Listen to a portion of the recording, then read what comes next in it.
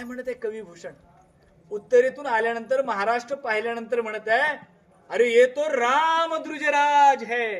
प्रभू रामचंद्राचं दुसरं राज्य कुठं असेल तर या महाराष्ट्रात छत्रपती श्री शिवरायांचं पाहायला. किती भाग्यवान आपण की प्रभू रामचंद्राच्या दुसऱ्या राज्यात आपला जन्म झाला.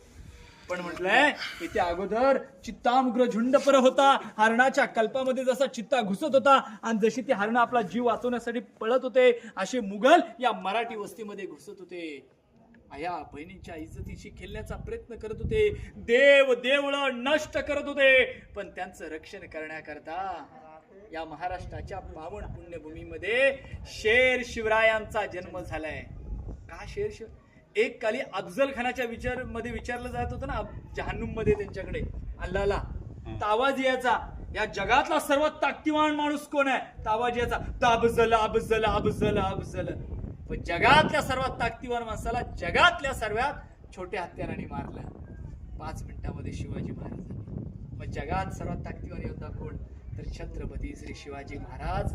ताकदीपेक्षा युक्ती महान हे श्रेष्ठ करून दाखवलं.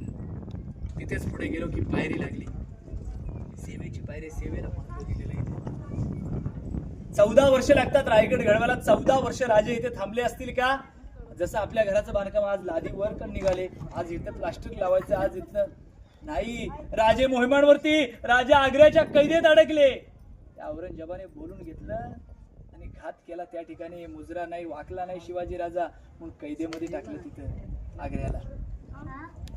कैदेत अडक राहिले. मग कैदेत असताना रायगडाचं बांधकाम, आपलं पेमेंट स्टॉप तर आपलं बांधकाम स्टॉप.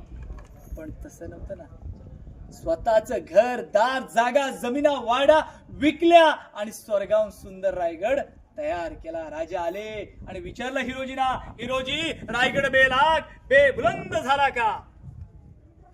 त्यावेळी हिरोजी म्हणतात, राजा हा राजा, या रायगडाचा दरवाजा बंद झाला राजा तर जाईल ते फक्त पाणी आणि वर येईल तो फक्त वारा, असा बेबुलंद रायगड मी बांधलेला आहे. मग महाराजांनी हिरोजीने आलिंगन दिलं. हिरोजी तुमच्यासारखी लोक स्वराज्याला लाभलीत, पण स्वराज्याचा हा साम्राज्य विस्तार होत आहे. बोला बोला, काय इनाम पाहिजे तुम्हाला? आपण वाचलं, आपण ऐकलं की ज्याने ताजमहल बांधला शहाजाने त्याचे हातपाय कापले. पण ज्याने रायगड बांधला त्याला राजाने विचारलं की काय इनाम पाहिजे? हे आपले राजे होते.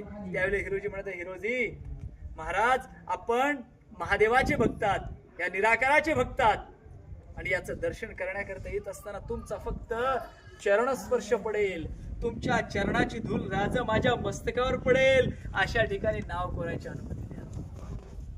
पण नाव कोरलंय सेवेचे ठाई तत्पर हिरोजी इंदुलकर.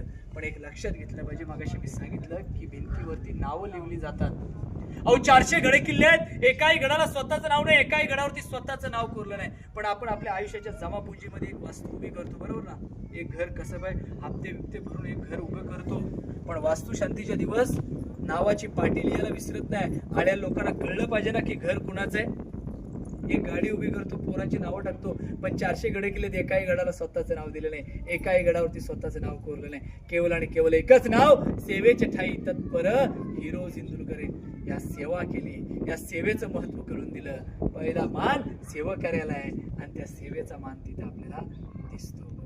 त्याच ठिकाणी आपल्या राजांची समाधी, जीवनात आलेल्या प्रत्येक मनुष्याने रायगडवारी करावी आणि येऊन समाधी समोर येऊन नतमस्तक व्हायला पाहिजे. रोपवेने आल्यानंतर पण सुद्धा काही लोक तिथून फिरून जातात. 1.5 किलोमीटर अंतर कुठं जायचं? अहो तेव्हा त्यांनी हजारो किलोमीटर आपल्यासाठी पायी प्रवास केला, म्हणून आज आपण हे दिवस बघत आहोत. मग आपण त्यांच्यासाठी 2 किलोमीटरचं अंतर चालू शकत नाही, तेव्हा समाधीचं दर्शन करू शकत नाही का? समाधीच्या मागे ते वाघ्या कुत्र्याची समाधी आहे, पण वाघ्यावर मात्र वादविवाद चालू आहे. वाद हा कोर्टात गेलेला आहे. कोर्ट निकाल देईल की नक्की वाघ्या कुत्रा होता की नव्हता. आपण तर एवढेच म्हणणार आहोत, की अंधार झाला. कुठल्या प्रकारचा अंधार हा प्रत्येकाला माहिती आहे. काय अन्याय घडत चाललेले आहेत की अंधार झाला, एक दिवा पाहिजे. या महाराष्ट्रालाच नव्हे तर या देशाला पुन्हा एकदा जिजाऊ पुत्र श्री शिवराय पाहिजेत. बोला छत्रपती श्री शिवाजी महाराज की जय.